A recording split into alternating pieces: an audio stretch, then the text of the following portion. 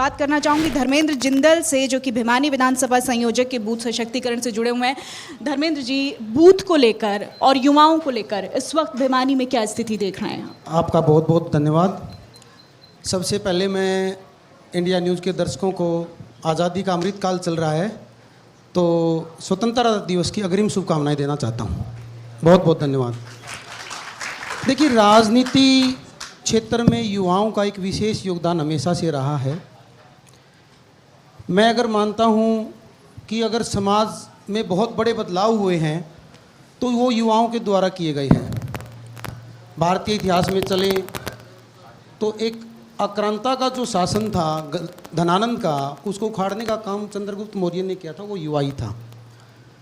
आज के राजनीति के संदर्भ में हम देखें, दिनों दिन युवाओं की भागीदारी राजनीति में बढ़ती जा रही है। इतिहास तो ऐसे एग्जाम्पल से पटा पड़ा है। आप राजनीति में किस तरह से आए युवाओं को देख रहे हैं इस वक्त अपनी पार्टी के लिहाज से? हाँ, मैं उसी बात पर आ रहा हूँ।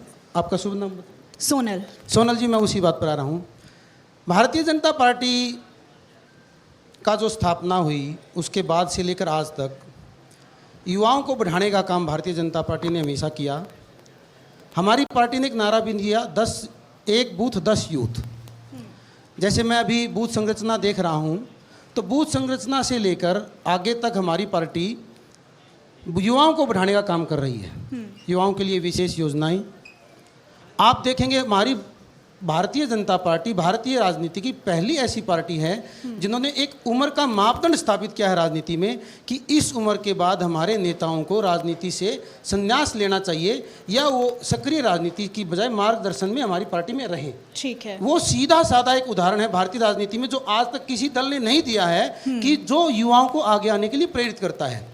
दूसरी बात मैं कहूँ, आज आप मंत्रिमंडल देखते हैं, जो हमारी सरकार का मंत्रिमंडल है, उसकी आप अगर एवरेज एज देखेंगे तो वो लगभग 48 साल से भी नीचे है।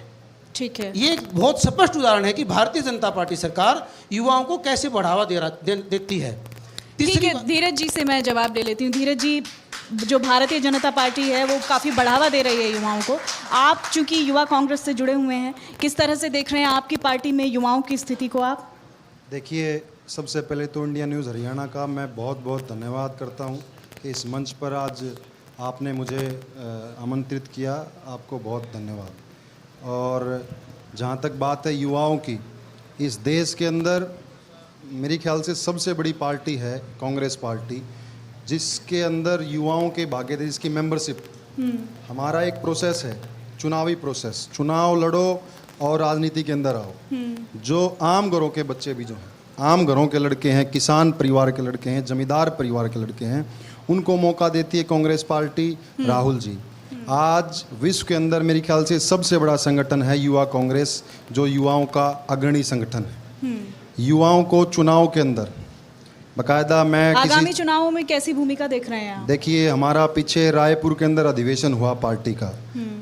आदरणीय हमारे अध्यक्ष, राष्ट्रीय अध्यक्ष मल्लिकार्जुन खड़गे जी के नेतृत्व में हमारा अधिवेशन जो हुआ, उसके अंदर एक फैसला लिया गया कि किसी भी भूमिका के अंदर, चाहे चुनाव की बात है, चाहे संगठन की बात है, कांग्रेस वर्किंग कमेटी की बात है, सेंट्रल इलेक्शन कमेटी की बात है या ऑल इंडिया कांग्रेस कमेटी की बात है, उसके अंदर एक फैसला लिया गया।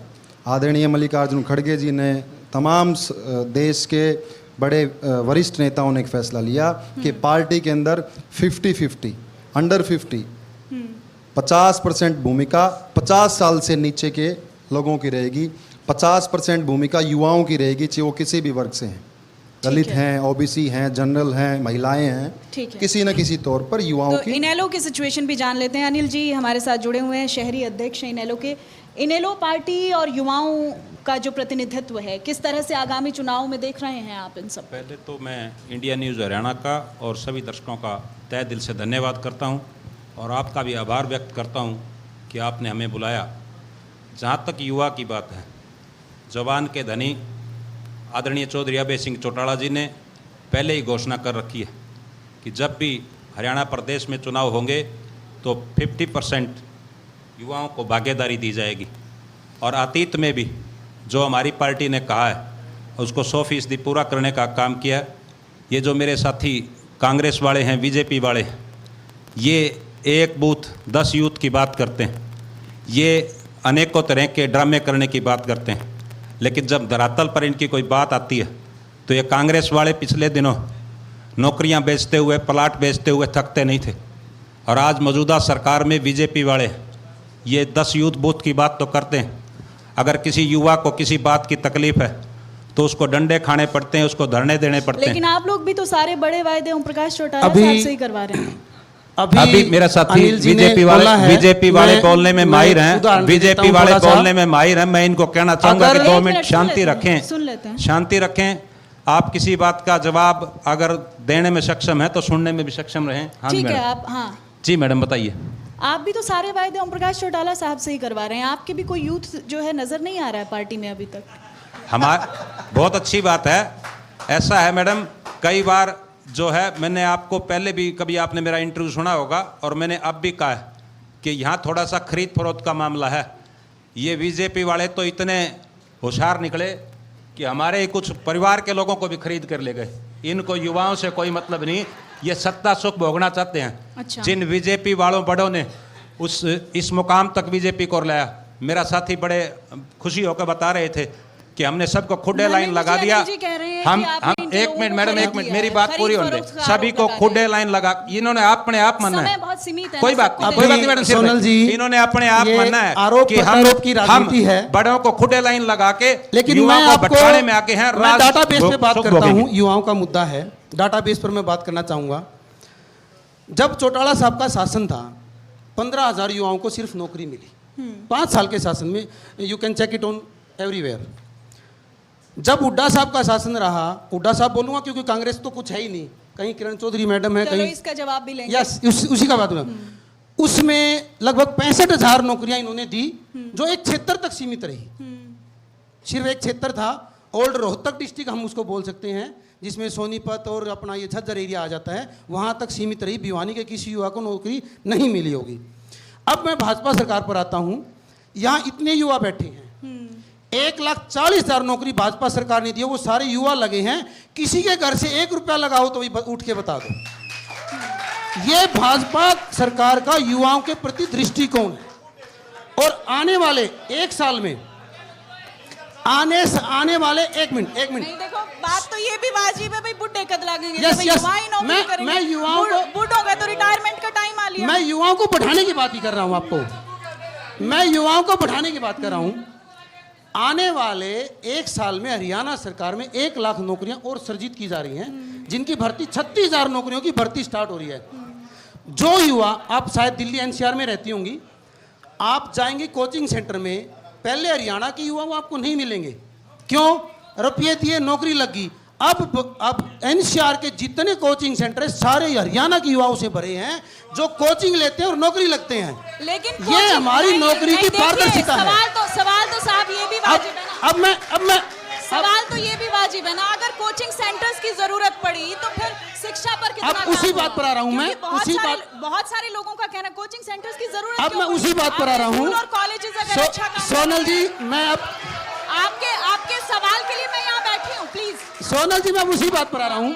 धीरज जी ने कहा कि कांग्रेस पार्टी में युवाओं की भागीदारी, युवाओं की उसका- भागीदारी नहीं, आप मेरे सवाल का जवाब जी, दीजिए बोलिए। ना। कोचिंग सेंटर्स की बात कर रहे हैं Yes. आप, तो शिक्षा व्यवस्था अगर मजबूत हाँ, है, उसी बात आपके पर आ रहा स्कूल, हूँ, कॉलेजेस उसी अगर चीज पर आ रहा हूँ। मजबूत है, मोदी तो सरकार की ने जरूरत कहाँ से पड़ी? 3 करोड़ युवाओं को स्किल प्रोग्राम देके शिक्षित किया है, जो अपना रोजगार शुरू कर सकते हैं। और ठीक है, आप अपनी बात रखें, तो युवाओं को जो 3 करोड़ युवा स्किल रोजगार में उनको शिक्षित किया जा चुका है। आपका टॉपिक जब शुरू हुआ था वो था कि राजनीति में युवाओं की भागीदारी। मेरे साथी धीरज जी ने कहा कि कांग्रेस पार्टी में ज्यादा से ज्यादा युवाओं की भागीदारी आएगी, उस पर कुछ शब्द कहना चाहता हूँ। 85 साल के खड़गे जी को इन्होंने, एक युवा जो शशि थरूर जी थे, उनको मात देके, क्योंकि वो भक्त नहीं थे मैडम के, इसलिए उनको अध्यक्ष बना दिया गया। खड़गे जी 85 साल के हैं। चलो तो इनके युवाओं की शुरुआत यहाँ से होती है। राजनीति में देखो युवाओं, भारतीय जनता पार्टी का, भारतीय जनता युवा आप मोर्चा, थरूर साहब को युवा कह रहे हैं, अच्छी नहीं, बात है। उनके मुकाबले युवा कह रहा हूँ। ठीक है, और एक चिर युवा, ठीक है, धीरज सिंह जी एक इस चिर बात का युवा, जवाब देंगे, ठीक है। ठीक है धीरज सिंह जी जवाब देंगे इस बात का, परिवारवाद का, अक्षेत्रवाद का, ये आरोप आप पर लगते रहे, आखिरकार कब छुटकारा मिलेगा कांग्रेस को इन आरोपों से? देखिए, ये परिवारवाद, ये वंशवाद, ये सारे आरोप भारतीय जनता पार्टी वाले लगाने का काम करते हैं। इनका काम ये प्रत्यक्ष है धीरज जी, प्रत्यक्ष है, इनका ये काम आरोप नहीं है मैडम। मैं बताता हूँ, अभी आपको उदाहरण देता हूँ, आरोप लगाने का है। देश के अंदर, प्रदेश के अंदर कोई विकास कार्य नहीं करना। दीपेंद्र की चिंता करते हैं, मैं मैडम किसकी चिंता करती है? एक बात कहना चाहता हूं, मैडम सुरती जी की चिंता करती भाई है, साहब जब बोल रहे थे, सोनिया मैं जी बीच में बोल किसकी रहा था चिंता क्या? करती है? भाई साहब जब बोल रहे थे, मैं बीच में बोल रहा था क्या? ठीक है आप अपनी ये बात संबित पात्रा की क्लास लेके आते हैं। आप अपनी बात रखिए, ठीक है आप अपनी बात रखिए। मैं एक बात कहना चाहता हूँ, विकास कार्य कोई किए नहीं, एम्प्लॉयमेंट कहाँ गया, विकास महंगाई कार्य कहाँ हुए, गई? विकास कार्य हुए, लेकिन एक इलाके विशेष में हुए, ये आरोप लगाया जा रहा है आपको। हरियाणा प्रदेश के अंदर, हाँ जी, पूरे हरियाणा के अंदर 2005 से लेकर के 2000 आज तक, 2023 तक, 2005 से 2014 तक कांग्रेस की सरकार रही। माननीय चौधरी भूपेंद्र सिंह हुड्डा हरियाणा के मुख्यमंत्री रहे। आप विकास कार्यों का आंकड़ा उठा करके देखिए, आप विकास कार्यों का आंकड़ा उठा करके देखिए, कागज बोलते हैं, तथ्य है, कागज बोलते हैं। ये भारतीय जनता पार्टी ने सिर्फ धर्म और मजहब के नाम पर, जाति को जाति से भिड़ाने के नाम पर, इसके अलावा कोई कार्य नहीं किया। ठीक है। इस वक्त आप, मैं आपके विकास पर ऊपर- बोलना चाहूंगा। धीरज जी ने जो विषय दिया, 2014 में जब 2000, मैं मणिपुर में ही बोलना चाहूंगा, अगर आप, स्वागत आपका, आप आइए। देखिए आइए, सेंट्रलाइज स्वागत रहे आप आपका। एक ही विषय पे, बहुत सारे मुद्दे इस देश की सोनल जी, राजनीति में गिनवाने के लिए, बताने के लिए, लेकिन इस वक्त हम युवाओं लेकिन की भूमिका पर बात कर मैं रहे हैं, मेरे तो उसी कांग्रेस पर के हैं आप। दोस्त से एक वादा चाहता हूं कि अगर मैं मणिपुर पे बोलूंगा तो आप भागेंगे नहीं। नहीं देखिए, मणिपुर मैं तो उसी मणिपुर बात का पर आ रहा मुद्दा हूं। तो संसद से सड़क तक है ही। मैं- आप इस मैं वक्त उसी विकास बात पर- के मुद्दे पर मैं और उसी बात पर आ रहा युवाओं हूं, की सोनल जी, भूमिका yes, पर बात मैं कीजिए विकास- कि आप 2024 के अकॉर्डिंग अपनी पार्टी में यूथ की जो पार्टिसिपेशन है उसको किस तरह मैं उसी से बात पर आ रहा हूं। देखेंगे। अब क्षेत्रवाद, अगर क्षेत्रवाद पे मैंने उदाहरण दिया है, हुड्डा सरकार में आप जितने दर्शक बैठे हैं, भिवानी डिस्ट्रिक्ट खरक के आगे समाप्त हो जाता है, वहां तक सिंगल रोड टूटी फूटी, और वहां से आगे हाईवे शुरू हो जाता था। उस हाईवे को बनाने का भाजपा सरकार ने काम किया है। ये इनका विकास का जवाब है। आप महम साइड जाएंगे तो चांग से आगे हाईवे स्टार्ट हो जाता था, क्योंकि रोहतक डिस्ट्रिक्ट वहां से शुरू होता था। ये हुड्डा साहब ने हरियाणा में विकास किया था, सिर्फ रोहतक तक विकास सीमित था। ये विकास की बात। युवाओं, भारतीय जनता पार्टी युवा मोर्चा हमारी युवा की विंग है, जो देश हित में बहुत से आंदोलन चलाती है। उनकी भागीदारी, मैंने आपको पहले भी कहा कि अगर आप हमारे मंत्रिमंडल की उम्र को देखेंगे, उसके बाद हमारे मंत्रिमंडल में युवाओं की भागीदारी देखेंगे, तो आपको स्पष्ट एक अंतर आ जाएगा। कांग्रेस के पास एक ही युवा है, वो चिर युवा है। आप सभी जानते हैं, जो 60 साल की उम्र में भी चिर हुआ है, और कोई युवा नहीं है कांग्रेस में। मैं भाई साहब से पूछता हूं कि आप 5 नेता ऐसे युवा बता दें जिसको कांग्रेस पार्टी ने आगे बढ़ाने का काम किया। धीरज जी आप गिनवाएंगे? यहाँ सिर्फ वही बढ़ता है जो एक घर की परिवार की ठीक पूजा है, करता है। ठीक है। भाई साहब मैं बोल लूँ बीच में? हाँ, बीच में बोलिए, मत बोलो। बोलिए। सबसे बड़ा एग्जाम्पल तो मैं हूँ। मैं एक आम जमींदार परिवार का लड़का हूँ। मैं एक आम जमींदार परिवार का लड़का हूँ। एक आम जमींदार परिवार के लड़के को विधानसभा स्तर से उठा करके राष्ट्रीय सचिव बनाने का किसी ने काम किया तो कांग्रेस पार्टी ने किया। आज मैं राजस्थान प्रदेश का प्रभारी हूँ। मैं राजस्थान प्रदेश का प्रभारी हूँ। अगर वो किसी ने किया तो कांग्रेस पार्टी ने किया। एक आम जमींदार परिवार के लड़के को राहुल जी ने किया, कांग्रेस पार्टी ने किया। लेकिन आपके ऊपर बहुत आरोप लगते हैं अंदरूनी कलह के। सबसे बड़ी बात यह है कि पार्टी की एकजुटता को लेकर, आपकी ऑथेंटिसिटी को लेकर सवाल खड़े हो जाते हैं कि आप तो आपस में ही लड़ते रहते हैं, तो फिर विकास क्या करवाएंगे? इनकी जवाब देंगे? एक क्वेश्चन मेरे से है ना? जी आपसे। कांग्रेस पार्टी एक है, ये सिर्फ समाज के अंदर, प्रदेश के अंदर, देश के कांग्रेस अंदर, पार्टी एक है पर धड़े अलग अलग हैं। देश के अंदर एक है। ये सिर्फ भारतीय जनता पार्टी, और ये मैं मेरे ख्याल से कहना चाहता हूँ कुछ हमारे मीडिया के घराने सिर्फ इस बात को फैलाने का काम करते हैं कि कांग्रेस के अंदर एकजुटता नहीं है। मैं कहता हूँ, डंके की चोट पे कहता हूँ, कांग्रेस पार्टी एक थी, एक है और एक रहेगी। अब मैं पूछता हूं, एक प्रश्न मेरा है धीरज जी से, अगर कांग्रेस पार्टी एक है, अभी पिछले 15 दिन पहले हुड्डा साहब ने एक रैली, मैं सभी साथियों के बीच में एक बात कहना चाहता धीरज जी हूँ उसमें कि शामिल सवाल है। पूछने का काम इंडिया न्यूज हरियाणा का है कि आदरणीय जिंदल साहब का है?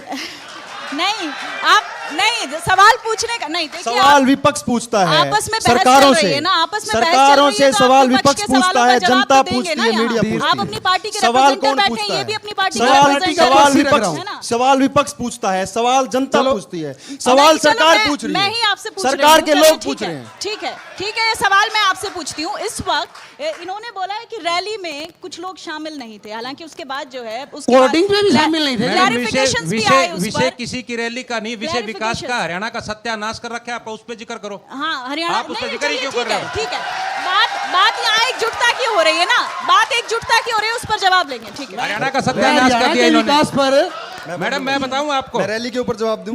मैडम रैली को छोड़ दो, एक मिनट मैं बताऊंगा, रुक जाओ सर। ये चेक आप तक आऊंगी, मैं आऊंगी, इनका जवाब देने दे। रैली का विषय एक है, देखिए प्रदेश बात के रैली की नहीं है, बात यह है कि आप जो है एकजुटता का संदेश देते हैं, युवाओं की पार्टी है, आप कह रहे हैं युवा एकजुट हैं, लेकिन साथ ही साथ जब कोई ओकेजन होता है, बड़ा ओकेजन होता है, तो उसके बाद कुछ क्रिटिसिज्म आ जाता है इस तरह का कि कुछ लोग नहीं थे उसमें, और ये दोनों ही पार्टीज में, हर पार्टी का इस तरह का किस्सा होता है। देश और प्रदेश के अंदर वरिष्ठ नेताओं की संख्या मेरे ख्याल से कम होती है, 10, 20, 30, 50 एक लिमिट होती है। तो किसी को देश के नेताओं को, किसी को तमिलनाडु पहुंचना होता है, किसी को जम्मू एंड कश्मीर जाना होता है, किसी को केरल के अंदर जाना होता है, किसी को कर्नाटक जाना होता है, किसी को राजस्थान में भी जाना होता है। ऐसे ही हरियाणा प्रदेश की स्थिति है। किसी को भिवानी में आना होता है, किसी को कैथल में रैली करनी होती है। अलग अलग समय के अंदर अलग अलग जगह अलग अलग नेताओं की डिमांड्स होती हैं, ठीक है, अलग उसकी अलग अपनी जिलों के मजबूरियां अंदर हो जाती नेताओं हैं। को अनिल जी, पहुंचना होता है। कांग्रेस अनिल एक जी, थी, ठीक है, हम एक है युवाओं और के एक मुद्दे पर आ रहेगी। रहे हैं, लेकिन आपकी पार्टी की बात करें तो करण चौटाला और अर्जुन चौटाला को छोड़कर कितने युवा जुड़े हैं इन लोग के साथ अभी तक? पिछले दिनों मैंने खुद 5260 युवाओं की लिस्ट बनाई है। अगर आपके पास समय है तो मैं आपको सारी नेट पे निकाल के देता हूँ। जहां तक बात बीजेपी वाले साथी कर रहे थे कि चौटाला साहब के राज में मात्र 15,000 नौकरियां लगी, इनको भी बताना चाहता हूँ 56,000 नौकरियां लगी थी, और वो भी मुझे इसलिए याद है कि ये बीजेपी वाले बेवकूफ बनाते हैं कि 56 इंच का सीना है हमारे अभी पास। आगे अपने मैडम जी एक representation को मिनट का कैसे समय देख दें, रहे हैं आप इनको बोलने का समय दे रहे, ठीक समय है, दें। ठीक। और मैं इन बीजेपी वालों से पूछना चाहता हूँ, बैंक में भी अगर हम कोई चीज फिक्स कर देते हैं तो 5 साल में डबल हो जाती है। हमने 20 वर्ष पहले अगर इनके आंकड़े के हिसाब से भी लगाएं तो कि हमने 15,000 लगाए थे, फिर तो सीट भी डबल हो जानी चाहिए थी ना। वो सीटें नहीं डबल हुई, सीटें तो हमारे परिवार को इन्होंने खरीदने का काम किया, और बिकने वाले आपके मीडिया में भी आते हैं, रोज आते हैं, पूछ लेना बिके हैं वो, मैं खुद कह रहा हूँ। लेकिन हमने जो 15,000 लगाई थी उसको अगर आप हर नहीं, बार आप मीडिया के मंच पर बैठकर मीडिया पर सवाल नहीं उठा सकते नहीं, हैं, मीडिया खास पे नहीं तौर उठा पर रहा। आप इस वक्त आपके पास इंडिया न्यूज़ आते हैं, ये हरियाणा के पूछें मंच आप। पर बैठे हैं मैं इस ये कह वक्त। रहा हूँ कि आप हाँ। पूछें उनसे कि वो बिके हैं, मैं ये कह रहा हूँ, मैं आप पे सवाल नहीं उठा रहा। अगली बात ये है कि 15 को हम अगर मल्टीप्लाइज करते हैं तो 2,60,000 बैठती हैं नौकरियां, क्या इन्होंने दी हैं? किसी भी युवा को रोजगार नहीं दिया। युवा लेकिन ये तो कह रहे हैं कि हमने नौकरियां दी, बिना भ्रष्टाचार के दी। नहीं, बिना जो नहीं, एक मिनट भैया, एक मिनट। इन्होंने नौकरियां दी तो आप कोर्ट के बाहर जाकर देखें, हरियाणा प्रदेश के हर एक हेडक्वार्टर पर आज भी हमारी माताएं बहनें युवा भाई सारे धरने पे बैठे हैं। आज भी लटखाने के लिए दिल्ली जाना पड़ता है। जो हमारी सीमा की रक्षा करते हैं फौजी, वो भी वहां लटखाने जाते हैं दिल्ली में। ये किसका सम्मान करेंगे? इनके पास अपमान के अलावा कुछ नहीं है। ठीक है, युवाओं की बात कर लें तो हमने देखा पिछले दिनों लिपिकों की हड़ताल रही, उसके बाद शिक्षा विभाग के कर्मचारी इवन भिवानी में ही हड़ताल पर रहे, काफ़ी घाटा हुआ, नुकसान हुआ राजस्व को। क्यों आप लोग कन्विंस नहीं करवा पा रहे हैं पब्लिक को, और मैक्सिमम जो है वो यूथ सड़कों पर है इस वक्त धरनों के जरिए? देखिए, अगर जो लिपिकों की हड़ताल है, ये विषय थोड़ा सा मैं मानता हूँ कि अलग प्रकार का है। नहीं, यूथ तो जुड़ा हुआ है हाँ, उससे, अभी उसी यूथ बात पर जुड़ा आ रहा हूँ, हुआ उसी है। बात पर आ रहा हूँ। नहीं, युवा जुड़े सोनल- हुए हैं उससे, युवा इस वक्त सड़क पर खड़े सोनल जी, मैं हैं। उसी आप बात- युवाओं के उसी विकास बात की पर- बात कर रहे हैं। उसी बात पर मैं आ रहा हूँ, उसी बात पर आ रहा हूँ। उन मांगों पर जो मांग कर रहे हैं, सरकार उस पर पूरा काम कर रही है, लेकिन उसके पीछे कुछ ऐसी ताकतें काम कर रही हैं जो नहीं चाहते कि हरियाणा का विकास हो। लेकिन जब भी कोई पक्ष धरने पर बैठता है, आपको लगता है कि उसके पीछे ताकत हाँ, काम कर रही मैं है? उदाहरण देके समझा देता हूँ आपको। एक किसान आंदोलन चला, उसके पीछे वामपंथियों और कांग्रेस की ताकत ने काम किया। अगर आप जाते हैं वहां पर तो देखते कि नहीं, उसमें मतलब किसान वो नहीं है। ताकत इतनी बड़ी कैसे हो जाती है कि इतना नहीं, बड़ा बड़ी नहीं हुजूम बढ़ जाता है, है? वो ताकत नेगेटिव है। वो ताकत नेगेटिव है, उनका काम है नकारात्मक राजनीति करना। वो सिर्फ नकारात्मक राजनीति कर सकते हैं, बड़ी ताकत नहीं है। नेगेटिव आदमी घर में एक होगा, ठीक है। पूरे घर को डिस्टर्ब कर देगा एक नेगेटिव आदमी। ठीक है धीरज जी, सारे जो धरने होते हैं वो प्रायोजित होते हैं इनके अकॉर्डिंग, और कांग्रेस उसमें शामिल होती है, वामपंथी उसमें शामिल होते हैं। इन लोगों की मंशा ये रहती है, भारतीय जनता पार्टी की मंशा ये रहती है कि देश प्रदेश के अंदर ऐसे धरने चलें, किसी का काम ना हो, विकास की तरफ प्रदेश ना जाए, विकास की तरफ जिला ना जाए, भाई से भाई लड़े, कहीं जाति के नाम पर, कहीं मजहब के नाम पर, कहीं धर्म के नाम पर। इनको कोई दूसरा विषय नहीं है। ठीक है, आप छोटा छोटा कमेंट मैं आप लोगों से लेना चाहूंगी, समय की कमी है। धीरज जी आप छोटा सा जवाब देंगे, क्योंकि 2024 के रण में यूथ इस वक्त इंडिया न्यूज़ हरियाणा को देख रहे हैं, आपकी पार्टी से भी जुड़े हुए हैं, जो आम जो युवा हैं वो भी हैं। आप 2024 में युवाओं की भूमिका के लिहाज से क्या कहना चाहेंगे इस वक्त की, इस मंच से क्या एड्रेस करना चाहेंगे कि आप पॉलिटिकली कितना इन्वॉल्व रखेंगे यूथ को? सोनल जी, भारतीय जनता पार्टी का जो युवा मोर्चा है वो स्वामी विवेकानंद से प्रेरित है, और स्वामी विवेकानंद का एक मशहूर वाक्य रहा, बहुत छोटा छोटा कमेंट सर, मैं 1 मिनट में खत्म कर दूंगा, और उनका एक बहुत प्रसिद्ध वाक्य रहा, उत्तिष्ठ जागृत पर्याप्य वरानी बोधत। इसका मतलब ये है कि उठो जागो और तब तक मत रुको जब तक लक्ष्य की प्राप्ति ना कर लो।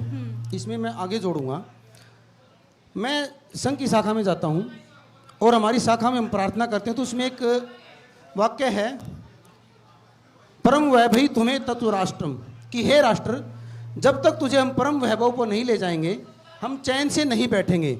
वही भारतीय जनता पार्टी पंडित दीनदयाल के उपदेशों को ध्यान में रखते हुए एकात्म मानववाद और अंत्योदय पर चलते हुए समाज के, देश के हर नागरिक के हित के लिए काम करेगी, और जब समाज का और राष्ट्र का विकास होगा तो युवा उससे छूता नहीं रह सकता। ठीक है अनिल जी, आप किस तरह से आश्वस्त करेंगे युवाओं को इस मंच से? मैं तो युवाओं को सिर्फ एक ही बात कहूँगा कि अपनी पढ़ाई पर ध्यान दें, अपने स्वास्थ्य पर ध्यान दें, और जब पोलिंग का समय आए कोई उसके लिए आंदोलन करने की ज़रूरत नहीं। जिस दिन पोलिंग का समय हो उस दिन एक एक वोट इंडियन नेशनल लोकदल को दें।